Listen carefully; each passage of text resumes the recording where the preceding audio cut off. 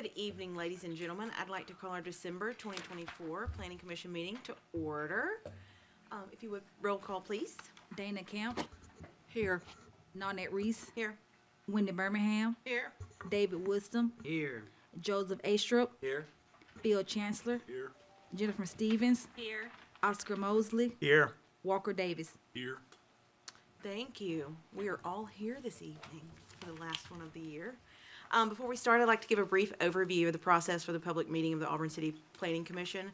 The commission will be presented with agenda items by the city staff. A representative for the agenda item will have the opportunity to make comments and answer specific questions to the commission. I will open public hearings as appropriate. Not all agenda items require public hearings, and this will give you an opportunity to address the commission on such agenda items. We want everyone to be heard, but we do ask that you keep your time to 5 minutes and your comments relevant to the case at hand. After everyone has spoken, we'll close the public hearing. The representative and staff will have the opportunity to answer any questions and respond to any issues brought up during the public hearing and from commissioners as well. Our votes are based on state and local laws, the City Comprehensive Plan 2030, and the general good of the community. In addition, I'd like to summarize our role and responsibility related to subdivision plats. Alabama statute, municipal planning commission such as ours has the final approval on subdivision plats, meaning they do not go before city council. While public hearings are required on most plats, please understand that the commission's authority is strictly limited to the confirming that the plat meets or exceeds the specific requirements codified in the laws and regulations of the city of Auburn. Please sign in with your name if you want to speak, and we will move forward with our agenda for the evening. At this time, it's citizens' communication. So if there's something that is not on the agenda that you would like to speak to us about, please come forward. Seeing no one, we will close citizens' communication. We do not have any old business, so we'll move to consent agenda. Consent agenda is made up of our November packet and Planning Commission meeting minutes, as well as a final plat for Mims Trail 13th edition.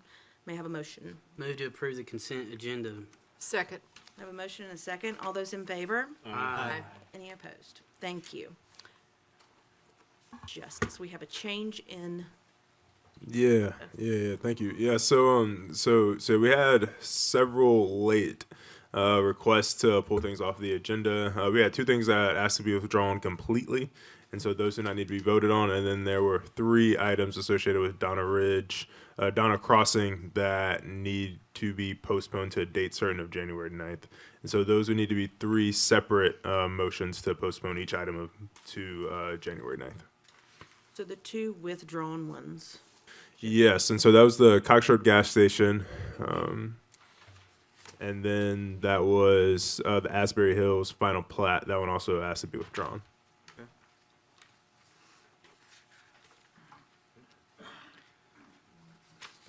Okay. Thank you. Okay, so commissioners, would you be okay going ahead to postponing the 3 required at this point? So agenda item 4 is the first one for rezoning Donna Crossing. Date certain is, January 9th. So move to postpone RZ 2024-012 to a date certain of January 9th. Second. all those in favor? Aye. Any opposed? Thank you. Second is agenda item 5, Donna Crossing rezoning. Shall I? Go ahead. Okay. Move to postpone RZ 2024-016 to a date certain of January 9, Second. 2025. I have a motion and a second. All those in favor? Aye. Thank you. And the third is number 6, conditional use for Donna Crossing. Move to postpone CU 2024-040 till a date certain of January 9, 2025.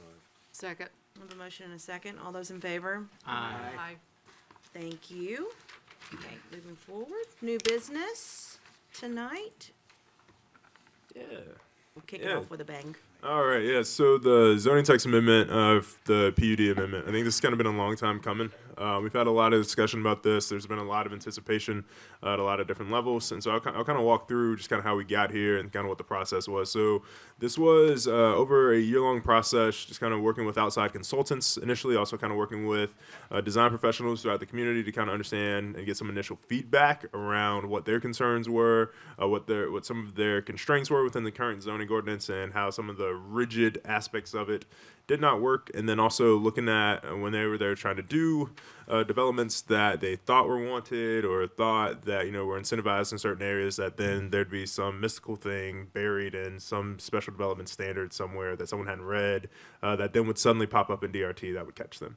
And so there was a lot of interest in allowing the flexibility, just kind of really centered around infill development and looking at something that was similar to our PDD ordinance already, that allows for the flexibility, which we have a lot of those pretty frequently, but those have a minimum size of 10 acres. And we looked at kind of entertaining a no lot minimum, and then also really getting away from the base zoning. So for the people in the audience, one of the things that the PDD allows currently is a lot of flexibility. There's an exchange of incentives to a certain extent, but it is still governed by its base zone. So the limitations within that base zone still travel to whatever it's rezoned to. And that was one of the big things that we wanted to get away from, was removing the base zoning aspect of it.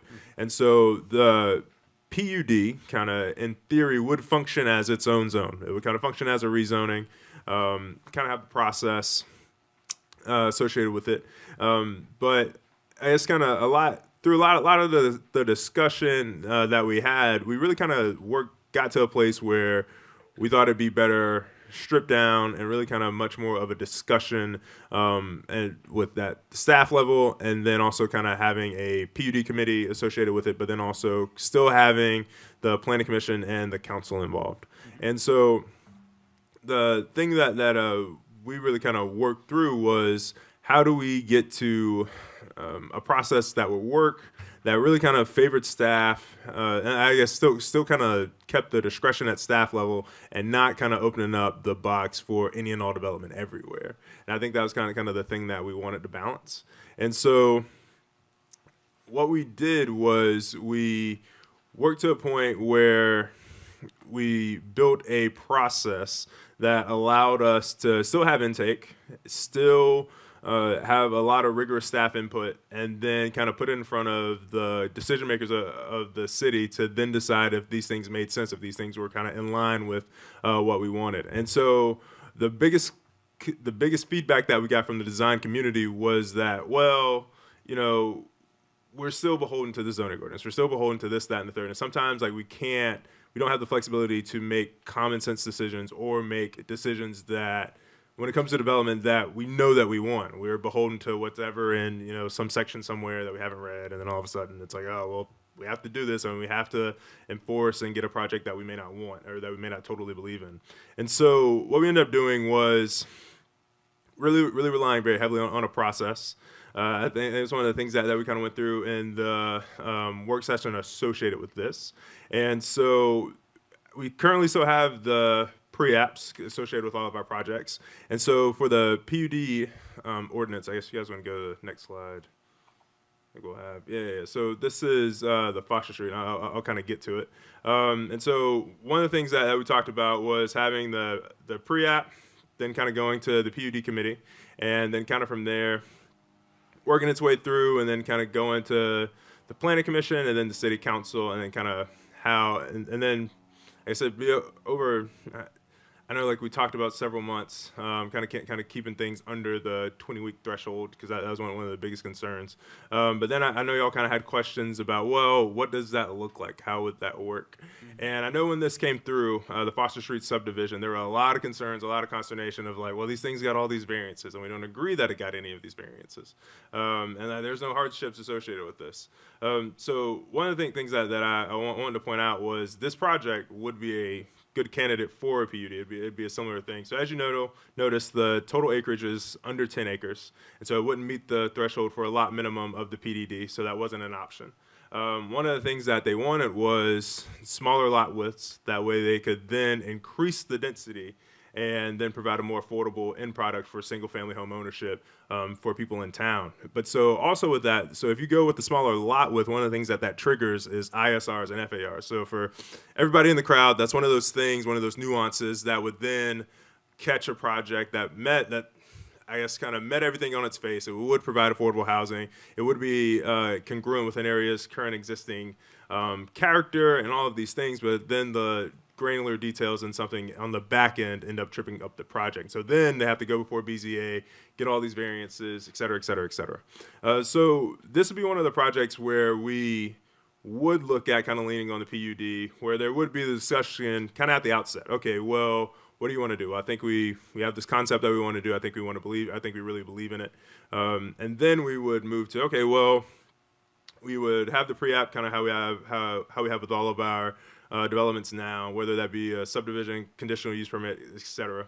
And then we'd kind of identify, okay, well, they would declare in the meeting, well, I think I would like to go the PUD route. I don't think anything else really kind of makes sense. So we go, okay, well, sure, that would work. And then we would then we would put it in front of the PUD committee and kind of talk about, okay, well, do you think this makes sense? And so the committee would then kind of have several department heads, myself, the executive director of development, city engineer, and then also planning commission chair, and then the mayor or mayor appointee. And so the thought process behind that was that we wanted to have people who could give enough of an input and had also a pulse on what the things that were going on to then say, and give confidence to the development community, okay, well, if you get a binary thumbs up or thumbs down from this committee, then they have enough of a say, enough of a pulse to kind of give you confidence to move forward, whether no matter kind of what the timeline was on the back end. That was one of the things and direct input that we got from the design community that they wanted. They wanted assurances, soft or hard, that their project was going to be able to move forward. And so that was one of the reasons that we set it up the way we did, just kind of having the PUD committee. So then from there, so you get the binary approval from the PUD committee, you would then move forward to a staff, very rigorous, essentially like another pre-app where you would then knock out all those granular details like your ISR, FAR, lot widths, rear setbacks, et cetera, et cetera. And so those would be things that we would meet then, and then also kind of look at the exchanges. So kind of one of the things I want to focus on here kind of with this project made a lot of sense kind of conceptually as a big picture. It was the granular details that made it very difficult. And so in this situation, the PUD would be used to massage the edges on this and really kind of make it possible. That way we aren't granting variances that don't really make any sense. One of the things that I guess, would be one of the fears, well then, if the PUD is then to just kind of allow and massage the edges of things, could the PUD then be misused to allow things that we don't really want? I would say no, because it's at staff discretion. And so the idea, like I said, is not to have things just popping up places where we never really intended for them to go. There would be, like for things where there were, I wouldn't say out of character, but I'd say like a pretty big deviation, there'd be a massive exchange. And so then the PUD does kind of allow for those exchanges. So currently in the PDD, that stands for Plan Development District, you can have the undisturbed vegetated buffers, then you can get certain density bonuses, or you can do single family affordable housing, et cetera. But it's more of a formulaic exchange. This exchange is much more based on the discretion of the committee, how the committee feels. Like I said, once again, that committee really would know kind of what the needs are from a political level, but then also from an administrative level of understanding what the needs are for the city and like what we're seeing from a development pattern as well and what kind of makes sense. And so that's why we kind of got away from the formulaic model, just because eventually, they do the formula. Hey, well, I got a 20-foot undisturbed buffer here. Let's say I put it all around. I'll add myself 5 other units. Hey, this kind of makes sense. And it's like, is that accessible? Are those just a bunch of trees? On paper, though it met, and all of a sudden, like I said, you still kind of get something. The end product may not be necessarily something that we'd be like, no, I think this is really cool. I think this makes sense where we kind of bent the rules here a little bit. So just from that regard, that was kind of the spirit and kind of a lot of the thought kind of around the PUD process, and that was something that we talked about at our PUD work session. And so I guess kind of the future, kind of where this goes, I think after the approval tonight, council still hasn't had a work session with it, and as of late, at my meeting Monday prior to our packing lunch meeting, there's going to be another work session with the city council where we'll kind of work through everything again. I think the biggest thing is that we've had several rounds of legal review. We've had several rounds of review with the city manager. Like I said, I think there's still kind of be some discussion around what that PUD committee will look like, and also I think kind of the timeline, and then also kind of getting comfortable with what those exchanges can be. And so, I guess I want to say even though like we've done, I'd say about 90 to 95% of the work. I think the January work session associated with the PUD text is gonna be really big because that's gonna be the final one, joint one between council and the planning commission, where we kind of hash out and kind of finalize things, and then what goes to council will then be decided upon there. And I think we'll probably end up having like another meeting with the design professionals to kind of get their opinion of it, just kind of what the final text is going to look like, and also the final work chart and flow chart of what the PUD session would look like. So that's kind of a lot of the context and kind of the thought around it, and then also kind of a project that this directly could apply to that would work. Like I said, there's no lot minimum, and so it's really kind of envisioned around a lot of the projects that the PDD does not allow for. And so right now the PDD isn't allowed in C, the PDD isn't allowed in rural. Like I said, I think the PUD was kind of envisioned as a way to kind of close cousin of the PDD. Would probably be the best way to describe it, to kind of allow a lot more flexibility. And then I think as far as the controls and the guardrails of it, it's much more based on staff discretion and understanding that nobody is entitled to a PUD. Nobody can get a PUD by right. It is a rigorous staff involved and political decision to be granted a PUD. No one would be entitled to a PUD, which I think is the thing for everybody to remember. That is the guardrail of the PUD. We could just say no, and then people would not be granted one. So with that, turn it over to y'all for any questions. And I think also there should be a public hearing. Yes, so this does require a public hearing, Commissioners, so I know y'all probably have questions, but we'll go ahead and open the public hearing on this zoning text amendment for a planned unit development addition to our regulations, if you'd like to come forward and speak about this item. Seeing no one. Isn't that remarkable? Remarkable. Amazing. Just amazing. I mean, y'all can read, though, if you would like to take this home for nighttime. So I'll close the public hearing.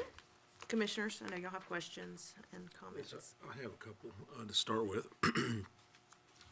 You mentioned who might be on this committee, so it seems like they're assuming that we'll have a planning commission representative there. Is that going to be the only participation in this, in making decisions about this? Will any of these PUDs come back before the planning commission? Is there a need for them? Yeah. Great question. So the PUD committee is at the outset. It's at the start of the process. So we go pre-app, which we have with all our developments now. Then there'd be the PUD committee, which is then just kind of the binary yes or no of does this get to go forward? Like, so if you get a no from the PUD committee, then you cannot proceed at all. You must either go something that you're entitled to, whether that be by right or a conditional use permit, essentially. If it's thumbs up. Yeah. No. So then they would go to a staff work session, and then there would be the approval by the planning commission. So both bodies as a whole are still involved, and you still need the recommendation and the approval of both bodies. It's just the PUD committee is a distilled group of both that really just kind of represent, kind of capture the opinions, like I'd say like general direction and guidance of it. So with the approval, doesn't sound like this is on. So with the approval of, approval through you guys, and then it comes to us, to the planning commission, then we have public comments from the public at that time. Correct. And so there'd be a public hearing at both. A work session would not be required at both levels, but it's certainly at the discretion of the planning commission and the city council if they would like to have a work session at either level for the project. Okay. And so there'd be a public hearing at both. There'd be a public hearing at the planning commission, also a public hearing at the city council for the project. So another question I'd have is, I'm not a developer, so I don't know a lot of the details of this, but why wouldn't everything be a PUD? Exactly my question. Yeah. I mean, if you have anything smaller than 10 acres, I want it to be a PUD so I can kind of do what I want to do. man, everybody comes in now and asks for a PUD. So in theory, that really wouldn't change much. I think one of the things that we're pretty adept at, really just kind of talking people through kind of the limitations of their property and really kind of letting them know kind of what they're really after. And it's like, well, I need a PUD. Be a lot of staff involvement. Absolutely, Early. absolutely. I think one of the things that we run into a lot now are people are like, oh, like, I'd really like to do this thing. I need a couple variances. It's like, awesome. Like, what do you need a variance for? And it's like, oh, well, you're actually allowed to do that by right. Oh, I don't need a variance for that. No, you don't. No, you don't need a variance. And Yeah. One other question. So, are we voting on approving or not this text amendment tonight? And then I thought I heard you say that we would go to the city council and it could possibly change there as well. Well, yes, and I think that's because there hasn't been any involvement from them yet. I know they've heard about it. They've been told that it's coming. They know it's coming. There's a lot of anticipation, but they haven't seen the text to work with it. I guess now, like a Kind bit. of like a land use plan. We'll approve it and then it'll go forward, right? It's inflammatory. Yeah. Thank you. So yes, and but I guess it's really just for what we want to give them. I guess is not something that I guess we're done with and saying that like we're not taking any comments from them. Obviously we are. It's just that if they have anything that they would like to change or they want something done differently, then we are open to it. I guess it's kind of more what I'm saying. Yeah, And, that's their and, job. and again, how long is this process going to take for a PUD from the time the developer comes and say, hey, I want to do a PUD? I think we talked about Out. Yeah. And so I think we kind of talked about a max of 18 to 20 weeks. I think it's kind of, and that is incredibly long. And I guess kind of for comparison of some things, I think the longest processes we have now are the conditional, like let's say like those rezonings. Rezonings are something like, that takes a while for it to publish. Then there's like a month in between before it hits council. So that's really like a 2-month process. But I mean, we have those big conditional uses, whether you get the triple and quadruple applications of the annexation, then the rezones and the PDDs. Those guys are working to put together, those master development plans, the renderings and all those things. That takes time on their end.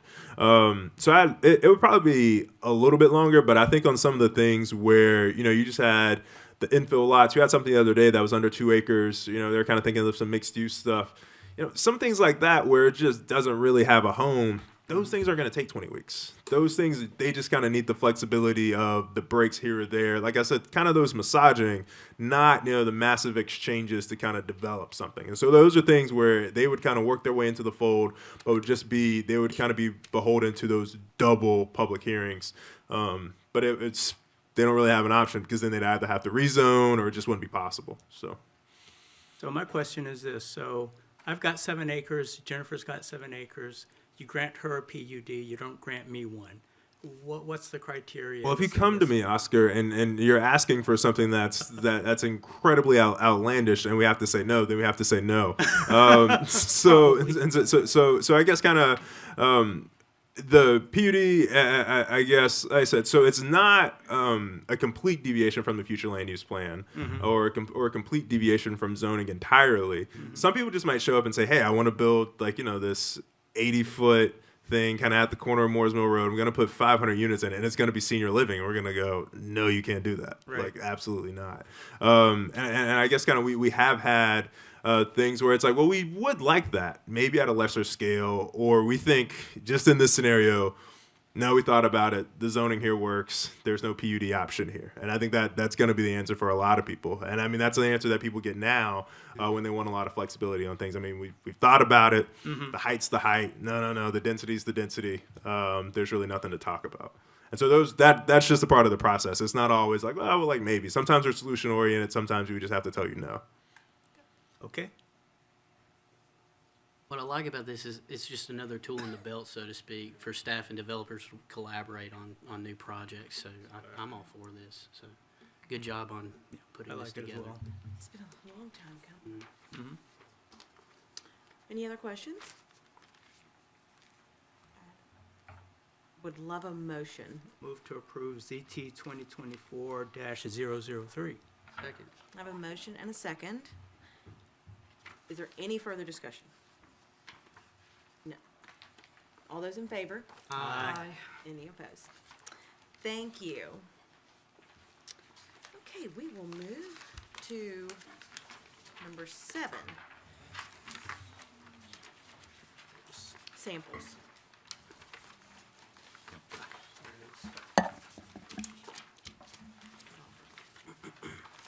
All right, so this request is for the annexation of approximately 53.5 acres into the city of Auburn limits.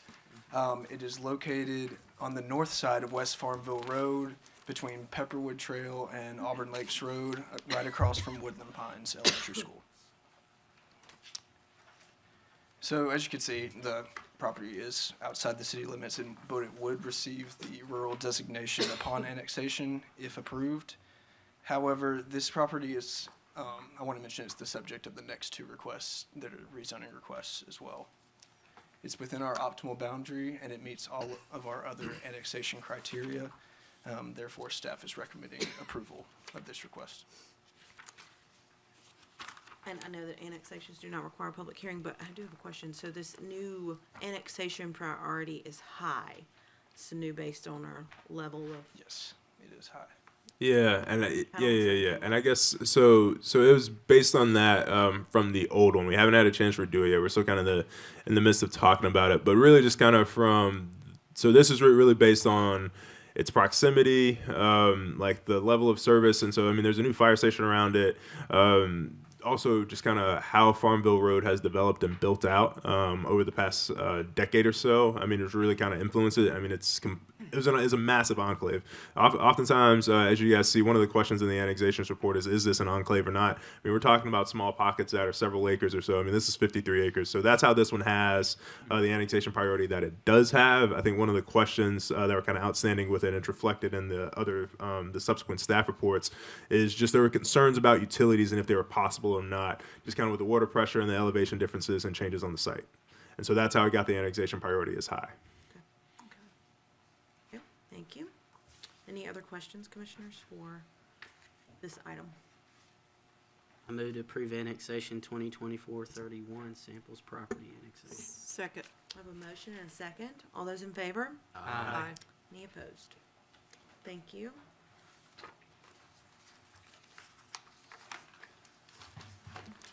All right, the second of 3 requests with this property is the first rezoning request to the 53.5 acres to take it from the rural zoning designation to development district housing, or DDH. As you can see here, the property's future land use is dedicated as rural. So with the subsequent PDD request, you'll see that what is currently being proposed is inconsistent with the current future land use. But I did, I did want to mention that the updates to the comp plan that are that have been proposed and that you all may have seen does propose a change to this property to make it low density residential, which would allow for up to 4 dwelling units per acre. So with the 163 lots that are being proposed, that would put this at 3.05 dwelling units an acre. So to just keep in mind, I wanted to mention that that change could be on the horizon if voted and approved. But since this proposed use and the future land use designation is not compatible with what is proposed, staff is recommending denial of this request. Let's see. Yeah, so if there is a motion to approve, however, if y'all deem, the staff recommendation is to attach a condition to the approval that states, upon approval of both the rezoning requests, a development agreement shall be drafted requiring public sanitary sewer expansion to this development, and all costs associated with this expansion of this existing sanitary sewer system are the responsibility of the developer. So with that being said, staff, just to repeat, staff is recommending denial because of incompatibility with future land use. Thank you. Mouthful. This does require a public hearing for the rezoning of Greenwood Village to move from rural to DDH. If you would like to speak, please come forward. I've signed in. My name's Clay Carson. I live at 217 Auburn Lakes Road. If you could back some of those slides up where you could see my property. Every bit of property that adjoins to them that's in the county is mine as well. I own 217, 225. My in-laws own another piece of 245, or I own 245. I've been in talks with the neighbors trying to dress up the corner as well to try to, at some point in time, develop my piece of property. Our concern is at this point is that this is going to be a low density or a PUD at some point in time. I'd like to have a 500 unit assisted living facility there as well. But no, I don't know how, if y'all want to master plan this or if things need to be looked at where at some point in time that acreage that's rural would like to be developed as well. We're concerned about a bufferage. No one wants to be looking at anyone else's properties. There's a big power line that goes through it. There's not much you can do with power line except for put parking on it. I know there's sewage and stuff that are coming in. We would like some sewage as well. I don't know if y'all like to tie that in at the same time. I don't know how this all works. My wife, I'm here to speak for my wife because I told her I would, that she wants a buffer between the property and ours, and I told her that's why I was here. So I'm speaking for my in-laws as well. That's the only concerns that we have is that it has high ground. There's a big elevation change in it. We already have lealands planted between our properties. They're already 6 foot tall. If they grow to be 20 foot tall, we would still see everyone at that point. That's the difference in the elevation change in between. So we've talked to and secured some bufferage with the neighbors with light pollution as well.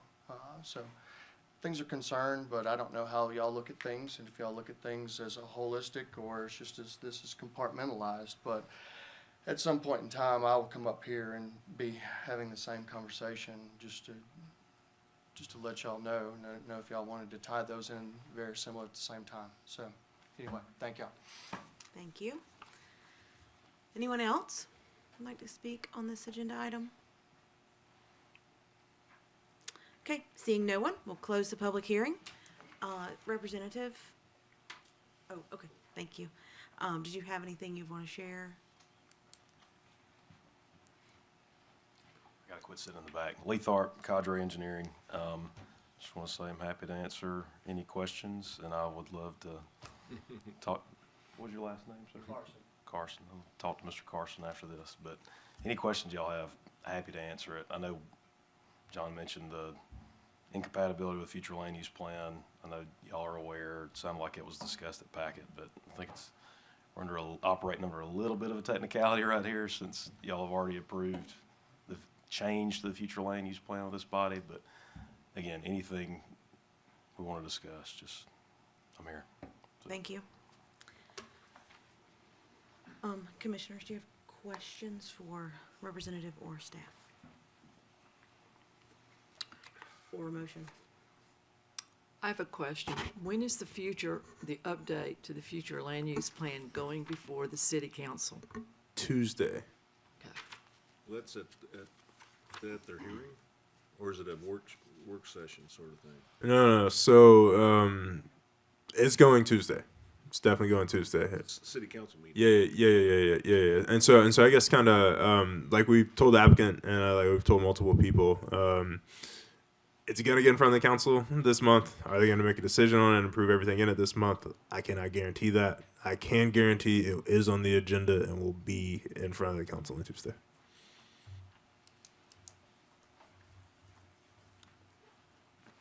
Mind if I say something else? I do want to point out, we've been looking at this project and this property for a long time. And we've kind of been holding out for the changes to the future land use plan. Unfortunately, because we've been looking at it for so long, and we've been talking with staff about the fact that that future land use plan was coming in, it's a property owner out in California, and I think we have exceeded well beyond our original due diligence period on the property. So feet are kind of to the fire, which is why we wouldn't have continued to kick this out. But just wanted to throw that out. So the future land use says it's supposed to be low-density residential. Would you, could you move forward if that was the case and it was in place right now? If it were low density residential, we're still asking for the PDD for a couple of, for exchanges relative to the lot width, but from a density perspective, we're fine. So yes, if that were the case, we could be moving. All right. I, for one, think that we should be moving on this, given the fact it's going to the council on Tuesday. I think that if the council decides that they want to change our recommendation, they'll also ditch this project. But I see no reason to delay this, because if that land use plan goes forward, this is consistent with that type of development. And so I, for one, would move to go ahead and, would like to move. I'm not going to do it yet. I want to hear from other commissioners, but I, for one, would like to move forward with this. As DDH or as what it would be in the future land use plan? Well, given what they want to do,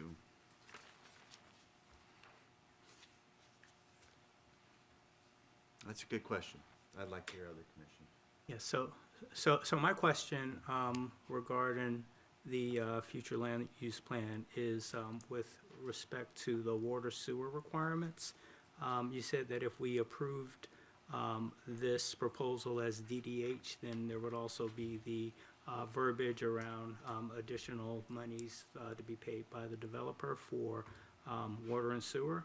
My question is that if this was LDD, would that same stipulation apply? No.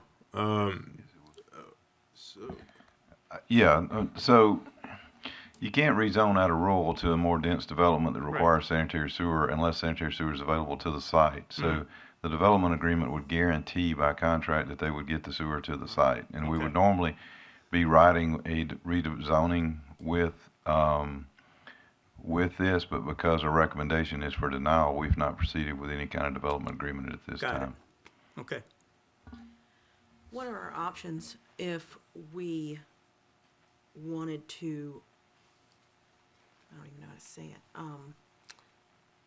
like, okay, it's denied because the future land use plan says rural and or low density residential. But once the future land use plan is in place, it's fine,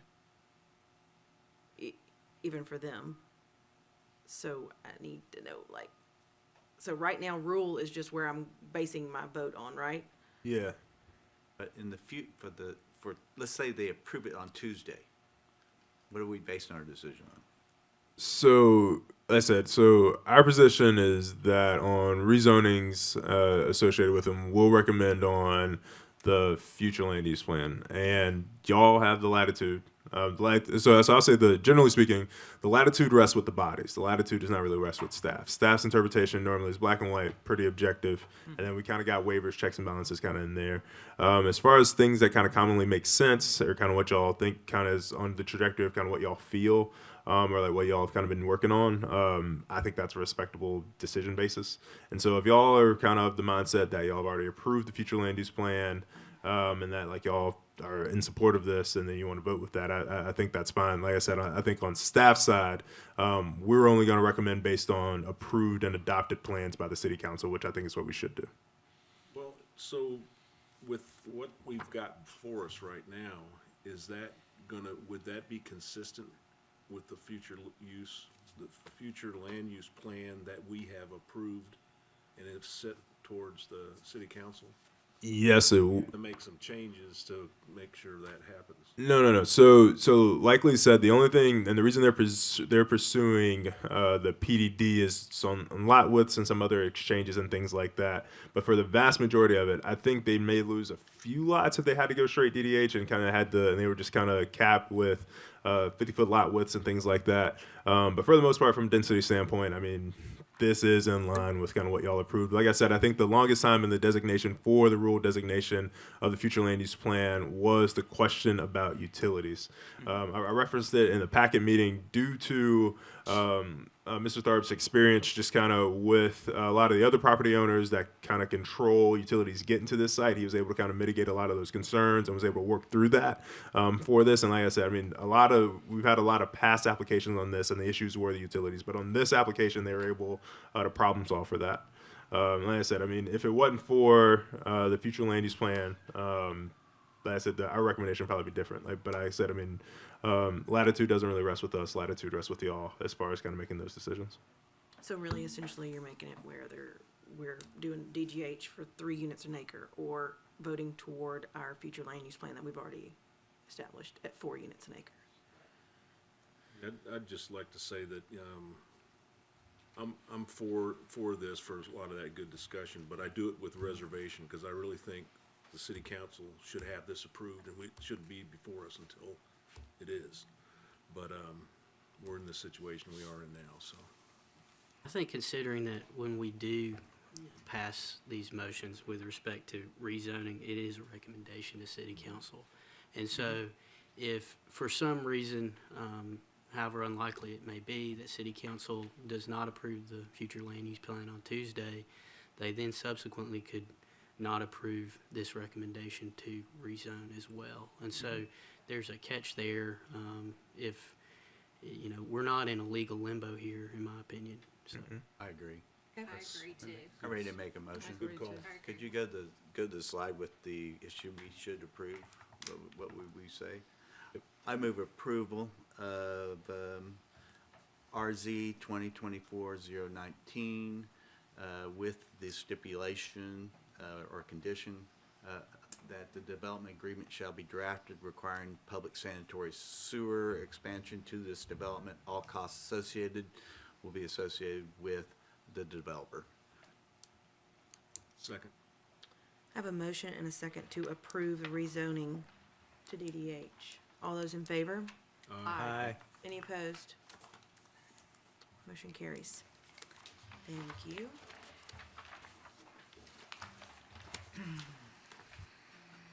Next. All right, the final request for this property is to apply the Planned Development District, or PDD, designation to the 53.3 acres.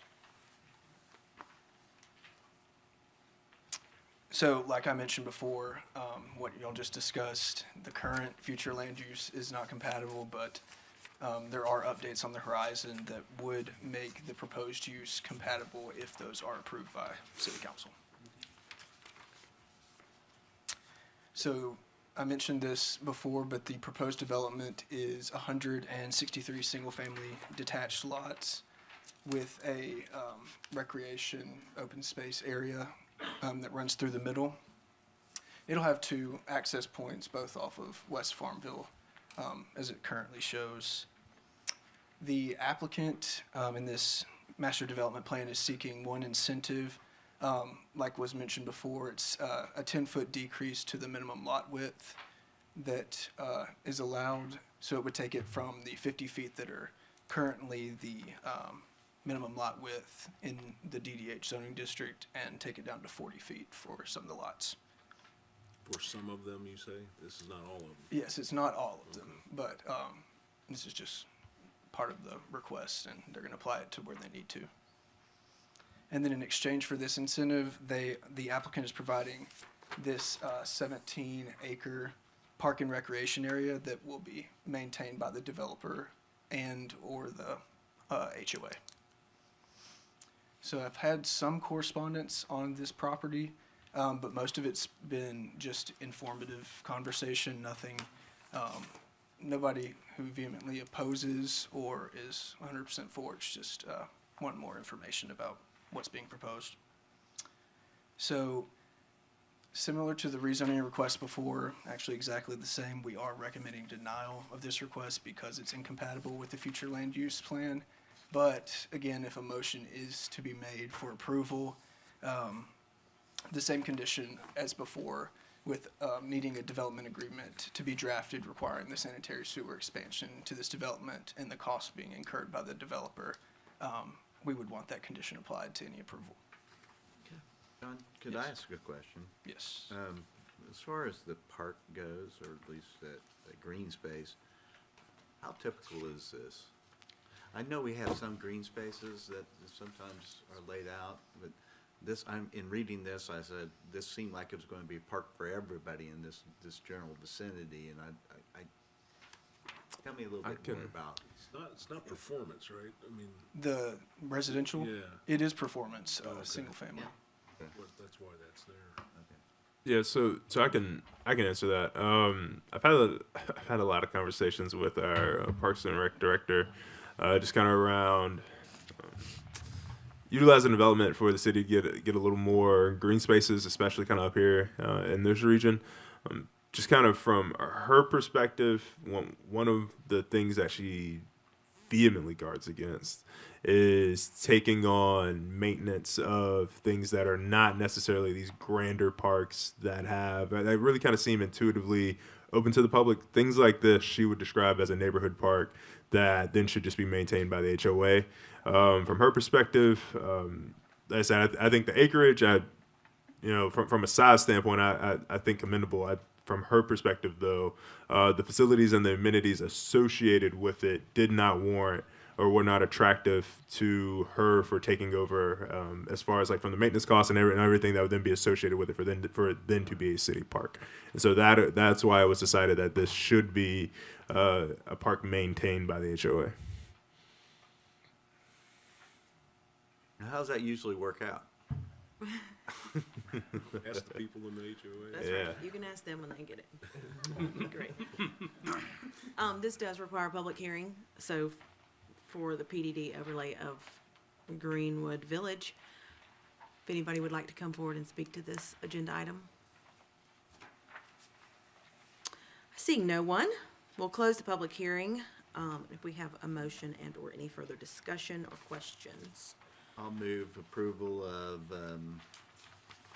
RZ 2024-020 with the condition that the development agreement shall be drafted requiring public sanitary sewer expansion to this development. All costs associated with the expansion of the existing sanitary sewer system are responsibility of the developer. Second. I have a motion and a second, and I actually do have one more discussion question.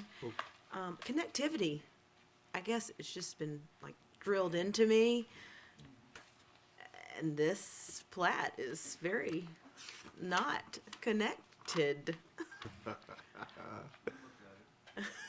That's a big. We did take a look at it from initially when we had the pre-app meeting, and, it was one of those items that we told them we were gonna discuss some more and get back with them, and we did.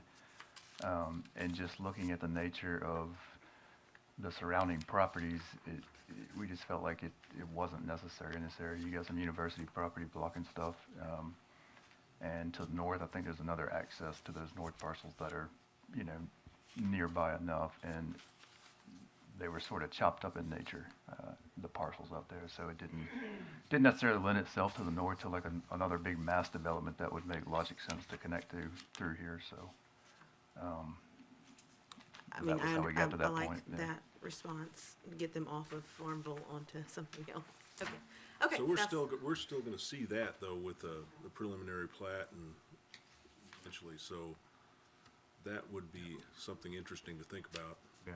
when that comes up, because that's a lot of houses all coming out in one spot with no, flow through across traffic or anything to, Close to the school too. across the street. So anyway, Right okay, across the street. Yes. good call. Okay, all right, we have a motion and a second. All those in favor? Aye. Aye. Any opposed? Don't need to do a roll call, I feel like we're okay. Y'all weren't very, strong.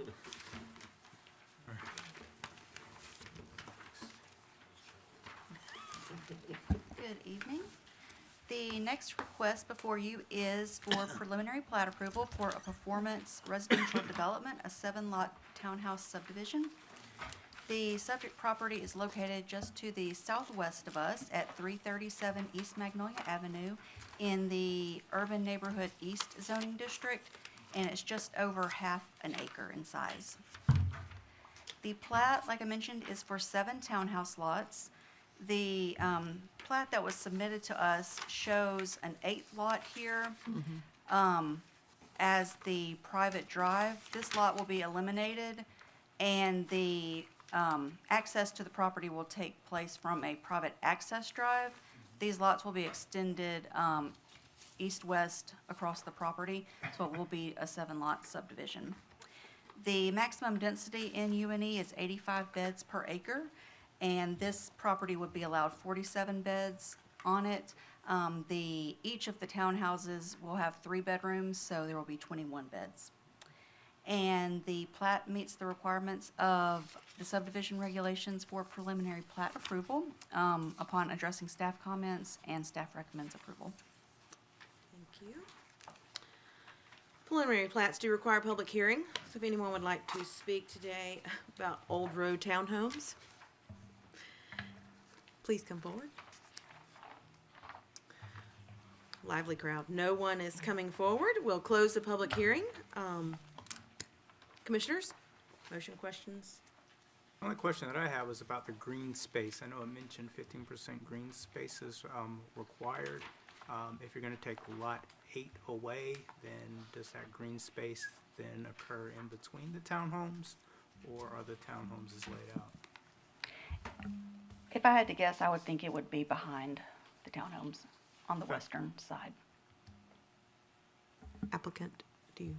And so I do want to say, so this is kind of one of the first ones y'all are seeing, I guess, like with the subdividing off of private streets and kind of how we want to do it, because I think we're also odd direction of we don't want them to be on their own lots, but then so there's still some nuances that we still kind of need to work out, and so kind of what that needs to look like, kind of, you know, providing some relief on some of the ISR stuff, because it might create some conflicts.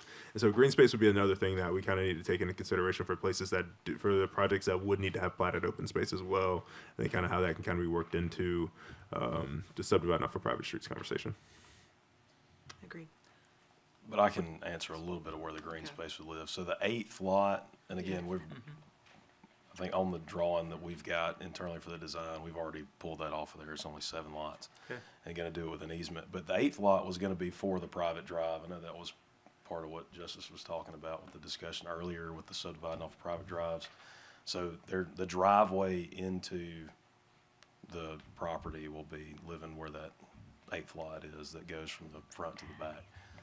That actually fronts or is adjacent to this building. So any green space associated with it is really going to live on the left-hand side of the page, or the to the west.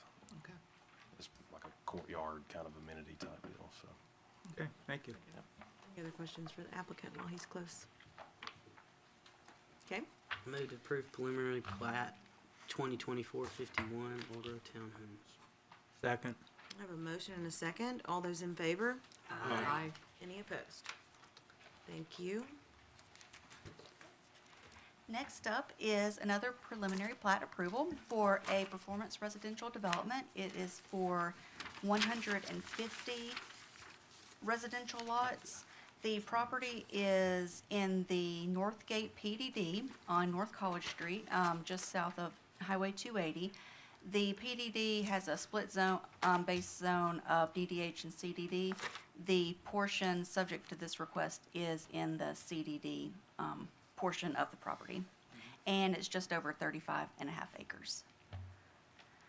The plat shows a mixture of single-family, twin home, and townhouse lots. There will also be 2 mixed-use lots at the corner here, or the intersection of Citrus Place, I believe, and North College. These will have buildings with commercial on the bottom and apartments on the top. Their MDP allows them 45 apartment units. Let's see. The staff report does list a number of comments. The main one being that the master development plan requires two connections to the Ernest property here on North College Street, one coming from the townhouses and one coming here from the mixed-use lot. So the plat will need to be revised, or the MDP will need, no, I'm sorry. The plat will need to be revised. The MDP will also need to be revised just because the applicant has rearranged some of the single-family and townhouse lots. But other than that, we recommend approval. Thank you. With this preliminary plat, it does require a public hearing. I'll open that now. If anyone would like to speak on this agenda item. No one? Thank you. We'll close the public hearing. Commissioners? I didn't have anything on this. Move to approve PP 2024-052 Northgate Subdivision Phase 3. Second. Do we need to add with conditions, or is that already a part of it? Looks like it's already part of it. It's Yeah, already part of it. yeah, already part of it. I just want to be sure. I have a motion and a second. All those in favor? Aye. Any opposed? Thank you. Hi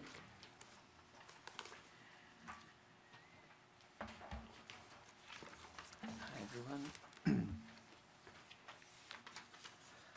This is a request for conditional use for commercial support uses of contracted storage yard and warehouse. The property is at 375 West Veterans Boulevard, and it is in a CDD district where conditional use is, where commercial support is a conditional use. The property is currently vacant, and the future land use of the property is master plan mixed use, which includes a broad mix of uses which are contextually appropriate and specific to its surrounding area. So the properties surrounding the subject property have been developing recently as offices, light industries and warehouses, and have the same CDD designation. With a limited floor area and comparatively low ISR, the proposed use is conducive to the city's goal for the site, and hence the staff recommends approval. Thank you. Thank you. For this conditional use, a public hearing is required. I will open that at this time. Do you have any comments about this conditional use approval? Seeing no one, we'll close the public hearing. Commissioners?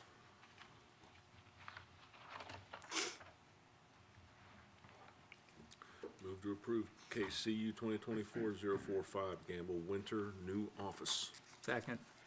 I have a motion and a second. All those in favor? Aye. Any opposed? Thank you.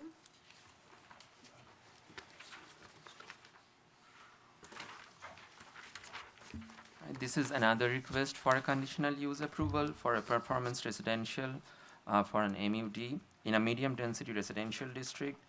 It's located at the terminus of Gideon Street. The current zoning is MDRD.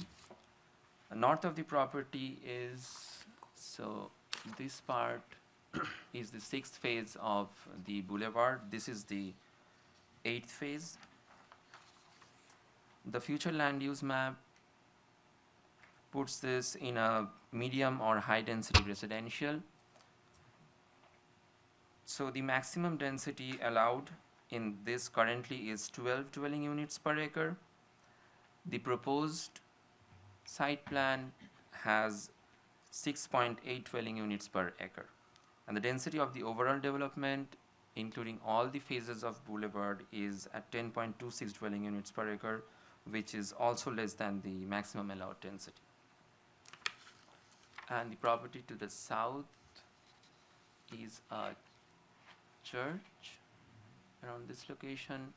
This is surface parking, some multifamily here. There's a single family in the right. And on the top is the multifamily. So those are the surrounding uses.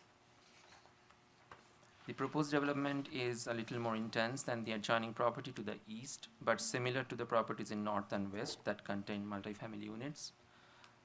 The other thing to note is the property is visible from Harper Avenue, which is a collector road. So this means that the development needs to follow the exterior building materials guidelines of the corridor overlay area regulations. And finally, the buffer yard requirements are a little non-compliant right now, so they need to be compliant. So the site plan needs to address those buffer yard requirements before, like if this is approved. And yep. And are those part of conditions? Yeah, that one's. So yeah, those are a part of the condition. That's number one. Okay. All right, thank you. Okay, great. This conditional use does require a public hearing for the Boulevard Phase 8. If you would like to come forward and speak in the public hearing, please do so. Seeing no one, we'll close the public hearing. Commissioners, I move to approve CU 2024-047 Se- with conditions. Second. I have a motion and a second. All those in favor? Aye. Any opposed? Thank you.